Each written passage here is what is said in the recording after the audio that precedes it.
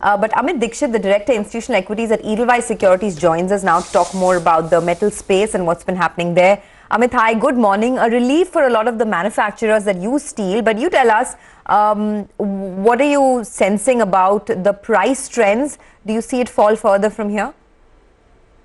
Hi, good morning. So what we have seen in the past 2 weeks in India that steel prices in traders market have corrected a bit. However, one has to remember that coking coal prices have also corrected. I mean, in the past when they were like almost touching $700, now we are seeing coking coal prices which are just south of $500. Now that said, still coking coal prices are quite high. They remain genuinely high compared to the past. And therefore, steel prices are also expected to remain high because, steel producers worldwide, it's not only about India, they will endeavor to maintain their margins. At the same time, expecting or seeing a rally in the steel prices, I think we don't expect it to happen. The simple reason being that the inflation concerns are paramount at this stage. We have seen an element of demand destruction. We have seen people delaying their projects because at certain level of steel prices they do become unsustainable. At the same time, if you look at the global players' commentary, particularly POSCO, for instance, reported yesterday, and they mentioned that they have taken some price hikes for auto producers, for packaging, and they are going to take for shipbuilding customers in course of this week. The second point that they mentioned was that still people have not passed the coking coal prices. So clearly we see a price support over there. And then secondly, in terms of volumes, which is more important for us for domestic players, what we see here is that the fact that China has been decreasing its export volumes, Russia, Ukraine practically out of the market. So we see a good actually a playground for Indian steel players, the ones who are exporters. So we are not that pessimistic. At the same time, in view of the macro risks, in view of the high coking coal prices, in view of the compressed spreads, we would definitely remain a little bit cautious at this stage. Amit, good morning. So you're cautious on the large metal stocks. Just wanted your thoughts on the one that is going to be in action today, GMDC. Since you track it, looks like a good set of numbers, but with these companies, you never know what would be peak earnings, right? But your thoughts on how to approach this stock now? Yeah, so GMDC, we expected 400 crores of EBITDA and it came slightly higher than our estimates, mainly because of lignite price hikes taken, and of course volume also supported them. In case of GMDC, again, as I mentioned, we see structurally higher earnings because they are pegging dynamically their prices to the global coal prices, which are still at a high level. In fact, they are also reducing the discount that they had traditionally with respect to global coal prices. So with GMDC, as far as earnings is concerned, I think they are on right track.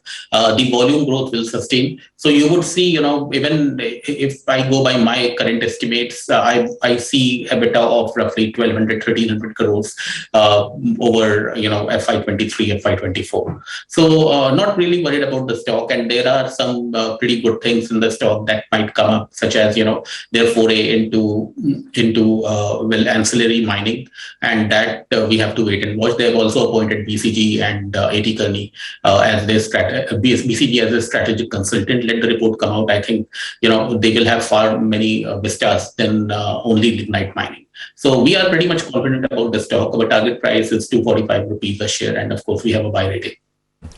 Amit, just to go back to steel, will one make money buying steel stocks from here over a 6 month, 1 year perspective? Because so far the market was unwilling to give higher multiples because there was doubt whether these very high prices will sustain. And now we've heard from Tata Steel saying that maybe the top is in, but prices can sustain at higher levels, right? So what about stocks, and what should investors do? Go on.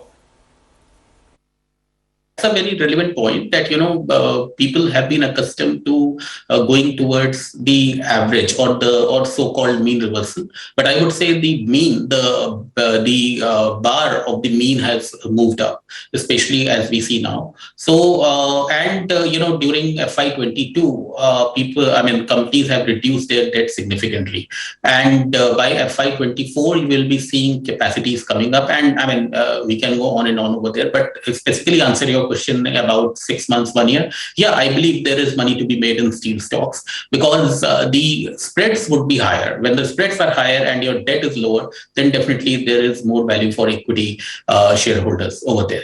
There would be times, such as Q1 FY23, when there could be a temporary mismatch between coking coal price and steel prices. But structurally, we see higher spreads and in combination with higher volumes, particularly for the major steel players. So while I said that we are cautious at on the sector in view of the macro headwinds, but if you talk about long-term horizon, 1 year kind of horizon, we are definitely positive, and that's why we have a buy rating on all these stocks, because we believe that from here the steel stocks definitely have got at least 30-40% upside, particularly stocks such as JSPL, stocks such as Tata Steel.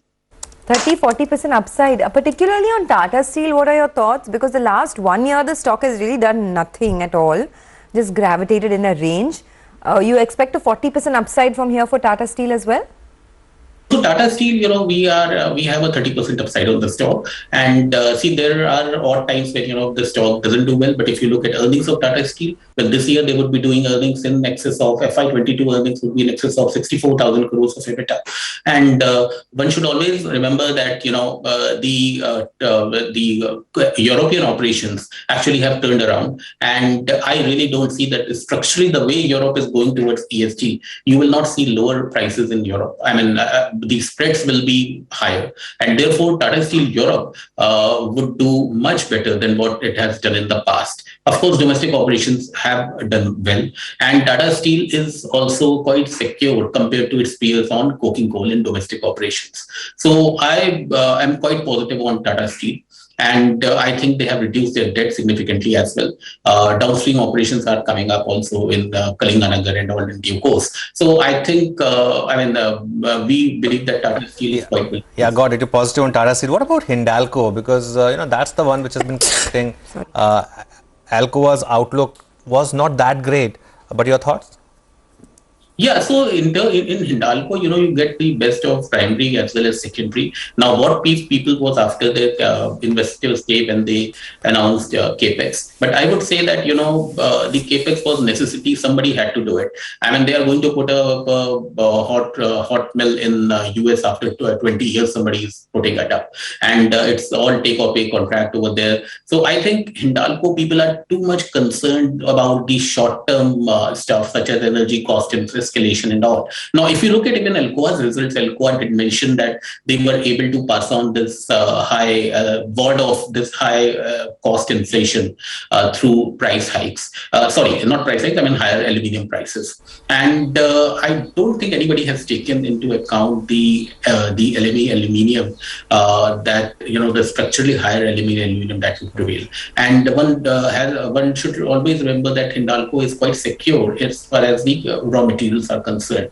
So I believe that Hindalco would continue to churn cash. This quarter might be a little bit difficult for Novelis because of one factor of cost escalation and all. But in long run, I find that it is looking.